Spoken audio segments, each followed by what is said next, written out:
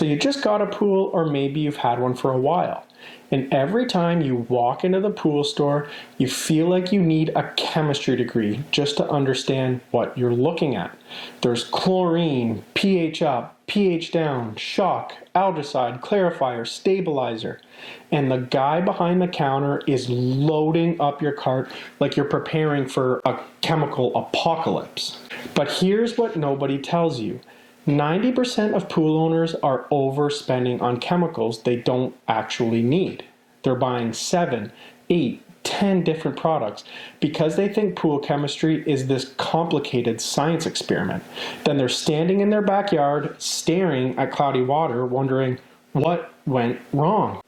But here's the truth. You only need to master 5 critical components of water chemistry. 5. That's it. That's the difference between crystal clear water and a backyard swamp. I've been building and maintaining pools for 8 years, and when I started, I was that person buying everything the store recommended, spending hundreds of dollars a month, and still fighting algae what felt like every other week. Then I learned how pool chemistry actually works, and everything changed. In this video, you're going to learn exactly which 5 chemistry factors matter most, what chemicals you need to use and when, and we're going to do it with no jargon, no confusion, just clear, usable information that'll make you feel like a pool pro by the time we're done. I'm also going to leave a free chemistry cheat sheet in the description that you can download on our website to keep with you so you can easily balance your water chemistry without any confusion. Not only that, but I'm also going to leave affiliate links to the pool chemicals and testing gear that you actually need to keep on hand at all times to keep your pool in the best shape possible. Now, before we get into specific chemicals, you need to understand one simple concept. Pool water needs balance. That's it. That's the whole game. When your pool water is balanced, 3 things happen. Your chlorine actually works efficiently, so you use less of it and save some money. Your equipment and pool last longer because the water isn't slowly eating away at all your pool's components. And 3, the water just feels good. It feels good on your skin, it feels good on the eyes, there's no stinging, there's no irritation, it's just comfortable swimming. Now, according to the Center for Disease Control and Prevention, properly balanced pool water with adequate chlorine levels kills most viruses, bacteria, and parasites that cause recreational water illnesses in less than 1 hour. But here's the catch. Only when the pH is in the right range and your water is properly balanced. If your pH is off, your chlorine is basically just sitting there looking pretty, but not actually doing its job effectively. So the goal is simple. Keep your water in what we call the safe zone. It's not too acidic, it's not too basic, and with enough sanitizer to kill bacteria and keep things clean.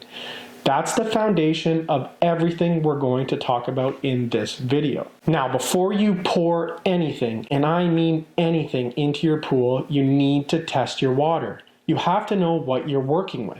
Adding chemicals without testing the water is like trying to bake a cake without knowing if you've already added sugar. You might double up, you might miss it completely, but either way, your cake's probably going to be a disaster. You've got 3 options for testing your water. The first is test strips. They're an inexpensive and convenient way to test your water, but they are generally considered to be the least accurate form of water testing, but these are great for most homeowners. Then we have liquid test kits, commonly referred to as Taylor test kits, which are the gold standard most pool pros would use. They tend to be more expensive than test strips and are a little bit more work to use, but they are way more reliable and accurate than test strips. Then we have digital testers. They can be very accurate if they're calibrated correctly. They're super easy to use and read, but they tend to be the most expensive option of the 3 ways to test your water. And they're most commonly used by pool stores or in commercial applications. Now, our 5 key chemistry components are what you need to test for. And these are chlorine, pH, alkalinity, cyanuric acid, and calcium hardness. Whatever testing method you're using, you want to be able to test for these 5 things at a bare minimum. I've included links in the description for test strips and liquid test kits I would recommend. You need to have something to test your water on hand at all times. It gives you the best shot at keeping your pool crystal clear and perfectly balanced. I would highly recommend you test your water at least twice a week. I like to do it on Tuesdays and Fridays. Fridays are great because I vacuum, brush, and skim my pool to have it ready for the weekend. So it's easy to spend 10 extra minutes testing and balancing. On Tuesdays, I just spend a quick 10 minutes testing and adding chemicals as I need to. So now that you know what you need to test for, let's talk about those 5 key chemistry components and the chemicals you need to keep your pool balanced. First up is chlorine. This is your pool's immune system. It's constantly working in the background, killing bacteria, algae, viruses, parasites, and all the lovely stuff that comes off our bodies when we swim. It's nasty, but that's exactly why chlorine is non-negotiable. When you walk into the pool store and there are like 15 different chlorine products staring at you, let me simplify this. You've got 4 main types of chlorine you need to know about. The first is chlorine tablets or pucks. They're 3-inch round trichlor pucks, and they dissolve slowly in a floater or a chlorine feeder, and they maintain a consistent chlorine level by slowly dissolving in the water. Second is liquid chlorine, essentially concentrated bleach made for pools. Liquid chlorine works fast. It raises chlorine levels very quickly. Because of this, you would typically use it to shock your pool, or in situations where you need to raise your chlorine levels quickly. The third type of chlorine is granular chlorine or shock. It typically comes in pouches and is often referred to as Cal Hypo, which stands for calcium hypochlorite. It's super easy to store and transport, it dissolves quickly, and it's great for boosting chlorine levels fast after, say, a pool party, a heavy rain, or if you experience an algae bloom. And the fourth type of chlorine is actually saltwater pools. Saltwater pools use salt and convert it into chlorine through electrolysis. Think of a saltwater pool as having a chlorine factory built right into your pool. The salt cell literally makes chlorine for you and adds it directly to the pool. If you have a chlorine-based pool, you need to keep 3-inch tablets or pucks on hand. This is your main chlorine source. If you have a saltwater pool, you need to keep pool salt on hand to maintain the operating salt level. But regardless of which type of pool you have, salt or chlorine, you should always keep granular shock or liquid chlorine around for emergencies, like algae blooms or after really heavy storms. Now, when it comes to chlorine, we can test for 3 types. There's free chlorine, combined chlorine, and total chlorine. Free chlorine is what we're really after. Think of it as chlorine on patrol. It's there and ready to attack bacteria the second it enters your pool. When testing your water, you want free chlorine to be between 1 to 3 parts per million. This level means you have enough residual chlorine in the water to fight off bacteria as it enters. Combined chlorine, on the other hand, is totally different. We want this at 0. Combined chlorine is the amount of chlorine actively being used to fight off bacteria in the water.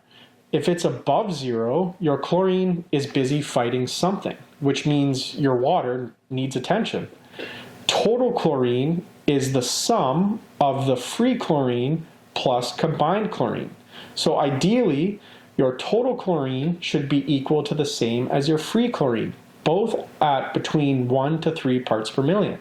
If that's the case, your water is in healthy swimming shape. Now, next up, we've got alkalinity and pH, and we're going to tackle them together because they're a package deal. They're married. You can't fix one without affecting the other. Master these 2 and the rest of your chemistry becomes so much easier.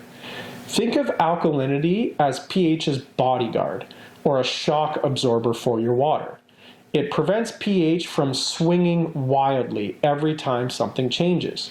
You add chemicals, alkalinity keeps the pH steady. It rains, alkalinity cushions the impact. Tons of people are swimming, alkalinity keeps the pH from freaking out. The ideal range for alkalinity is 80 to 120 parts per million. When it's too low, your pH is going to be all over the place. You test Monday, your pH is at 7.4. Tuesday, it's at 7. Wednesday, it's back up to 7.8. You're sitting there pulling your hair out, wondering what's happening. That's low alkalinity. The water has no buffer, so pH just bounces around with every little change. To raise alkalinity, add alkalinity increaser, which is sodium bicarbonate, or basically just baking soda. To lower alkalinity, you're going to use muriatic acid or pH down. Now, pH is probably the most important water element to keep in range. pH measures how acidic or basic your water is on a scale from 0 to 14. 7 is neutral, it's right in the middle. Below 7 is acidic, like lemon juice, and above 7 is basic, like baking soda. And we want pool water to be between 7.4 and 7.6. This very specific range matters for two reasons. It's closest to the pH of our eyes and mucous membranes, so the water feels comfortable. You shouldn't have stinging in your eyes. And two, it's where chlorine is most effective at killing bacteria. But here's the critical part. At a pH of 7, your chlorine is about 70% effective. At a pH of 7.5, it's only around 50% effective. But if your pH climbs above 8, that chlorine's effectiveness drops to less than 25%. Same amount of chlorine in the water, just not working because the pH is wrong. You can dump chlorine in the pool all day long, but if your pH is off, you're basically just throwing money into the pool. So if your pH is too high, like above 7.8, a few things happen. Your water can start to look cloudy or hazy because chlorine stops working efficiently. So even though you've got chlorine in the water, it's not killing bacteria properly. And you'll also probably start getting scale buildup on your pool finishes and inside your pool equipment. So to lower the pH, you're going to add a pH down or muriatic acid. If your pH is too low, the water becomes corrosive. It'll sting your eyes, it irritates your skin, and it literally eats away at your pool equipment. It can also etch, plaster, and pool surfaces. Low pH is very aggressive water. So to raise your pH, you simply add pH up to get things back on track. So now that you've got your pH and alkalinity balanced, and you're maintaining your chlorine levels, there's one chemical most beginners don't even know exists, and it's costing you money. It's called stabilizer or cyanuric acid. It's essentially sunscreen for your chlorine. Here's the problem. The sun destroys chlorine. On a bright sunny day, UV rays can torch 50 to 90% of your chlorine in just a few hours. You test your pool in the morning, chlorine's at 3 parts per million. You think you're good. By 3 in the afternoon, it's dropped to 0.5, and you don't understand why you're burning through chlorine so fast. That's where stabilizer come in. Stabilizer or cyanuric acid bonds with the chlorine molecules and protects them from UV degradation. It's like giving your chlorine a shield against the sun. With proper stabilizer levels, your chlorine lasts way longer, which means you use less chlorine. The ideal range for cyanuric acid is 30 to 50 parts per million for optimal effect.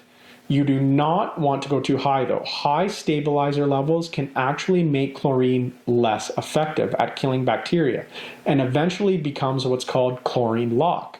The chlorine is there, but it's so overprotected by the stabilizer, it can't do its job efficiently. Another thing to keep in mind is that stabilizer doesn't get used up like chlorine does. it stays in your water for a long time. The only ways you lose it are through splashing or backwashing your filter or draining water for whatever reason, so you won't be using as much stabilizer as other chemicals, but it's important to keep around. If you're using trichlor tablets or chlorine pucks, there's a good chance you won't have to buy stabilizer at all. Trichlor has stabilizer built in, so your chlorine feeder or floater isn't just slowly feeding chlorine, it's also feeding stabilizer into the pool. If you're using tablets consistently, your stabilizer level will gradually climb on its own over time. But if you're using liquid chlorine or Cal Hypo Shock, or you have a saltwater pool, none of these contain stabilizer. You need to add cyanuric acid separately. And if you just open your pool for the season or just filled it with fresh water, there's no stabilizer at all, so add it right away. Now, stabilizer comes as powder or granulars. The problem is it dissolves really slowly, frustratingly slowly. So to add it to your pool, your best bet is to put the stabilizer in a skimmer sock placed in your skimmer basket. The water flowing through it will gradually dissolve the stabilizer over a few days. Once your stabilizer is in the 30 to 50 range, keep an eye on it with regular water testing. If it starts creeping above 80 or 100 parts per million, the only way to lower it is to partially drain your pool and refill it with fresh water to dilute it. That's fairly uncommon, but it happens if you're using chlorine pucks, so just keep an eye on your stabilizer levels. Now, the last of the 5 critical chemistry elements is calcium hardness. It sounds boring, but ignore it and you'll watch your pool surfaces etch, or your pool can turn into a crusty mess. Calcium hardness measures how hard your water is, or how much dissolved calcium is in the water. The ideal range is 200 to 400 parts per million. And here's why it matters. If your calcium is too low, your water becomes what's called soft or hungry. It's looking for minerals to dissolve, and it'll pull them from wherever it can find them.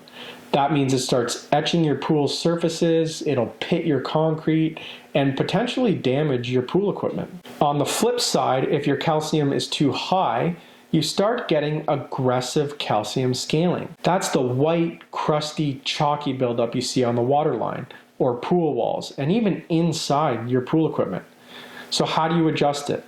If it's low, you just add calcium increaser. But if your calcium hardness is too high, it's a little bit trickier. You can't really remove calcium chemically. Your only real option is to partially drain the pool and refill it with fresh water that has a lower calcium hardness to dilute it. The good news is calcium hardness changes very slowly. Unlike chlorine, pH, or alkalinity, it's typically not something you're constantly chasing. So with all that out of the way, let's talk about what happens if things go wrong. Because at some point, they probably will. It happens to everyone and it's totally normal. If you have cloudy water, but all your chemicals are balanced, you need to check your filter. If you have a cartridge filter, it might need to be cleaned. If you have a sand filter, it might need a good backwash. Or you might need to just run your pump longer.